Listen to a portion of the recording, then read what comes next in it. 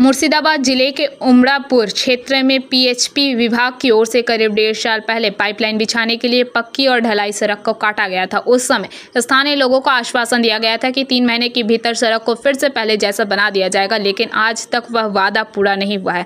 नतीजतन सड़क की हालत बेहद खराब हो गई है। बरसात में पानी भरने से कीचड़ और गड्ढे बन जाते हैं। आम लोगों का जनजीवन अस्त व्यस्त हो गया। स्थानीय लोगों का आरोप है कि पाइपलाइन डालते समय हमें कहा गया था कि जल्द ही सड़क ठीक कर दी जाएगी। अब तो 1.5 साल बीत गए, लेकिन सड़क का मरम्मत कार्य शुरू नहीं हुआ। स्कूल जाना हो, अस्पताल या बाजार, हर जगह जाना मुश्किल हो गया है। लोगों का कहना है कि इस लापरवाही के लिए ठेकेदार जिम्मेदार है।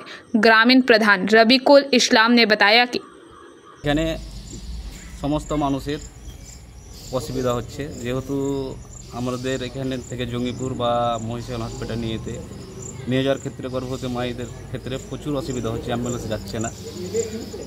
যেটা জল ট্যাঙ্কির জন্য নালাগুলো কাটা হয়েছিল, কন্ট্রাক্টর মারফত আমরা শুনেছিলাম যে 3 মাসের মধ্যে রাস্তাটাকে আবার মেরামত করা হবে, কিন্তু এখন পর্যন্ত 1.5 বছর হতে চললো, কিন্তু এখন পর্যন্ত কোনো আমরা সমাধান পাচ্ছি না।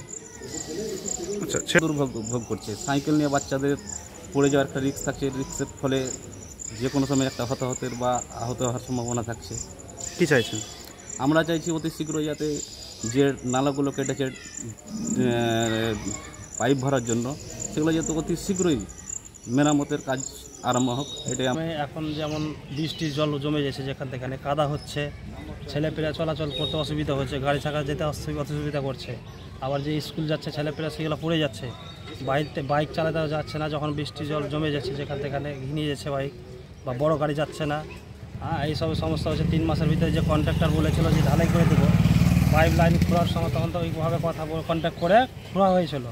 এখন তো সেটা এখন পর্যন্ত ঢালাই হয়নি, তার জন্য যেখান থেকে জল জমে কাদা জমা আছে। তো আমরা চাইছি যে জানে যত ট্যাঙ্কি জল ট্যাঙ্কি হয়েছে পিএইচ থেকে দপ্তর থেকে, তো আপনার রাস্তাঘাট কেটেছে 1.5 বছর 1.5 বছর 2 বছর হয়ে আসছে প্রায়, তো এখন অবধি ঢালাই করছে না কন্ট্রাক্টর পিএইচ দপ্তর থেকে। তো স্কুল যেতে ছেলে মেয়ে অসুবিধা হচ্ছে। পঞ্চায়েত আসছে বাহাগলপুর থেকে শাহজাদপুর হয়ে রাস্তাঘাটে গাড়ি নিয়ে সব পড়ে যাচ্ছে, কত গাড়ি পাল্টি খাচ্ছে, এসব অসুবিধা হচ্ছে। তার জন্যে পিএইচই দপ্তরকে বলছি যে প্রতি টাকাটা জানে ঢালাইগুলো করা হয়।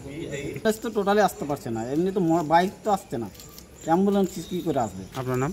আমার নাম তামাজউদ্দিন শেখ, বাড়ি Bahagalpur. Bureau report PBTV news.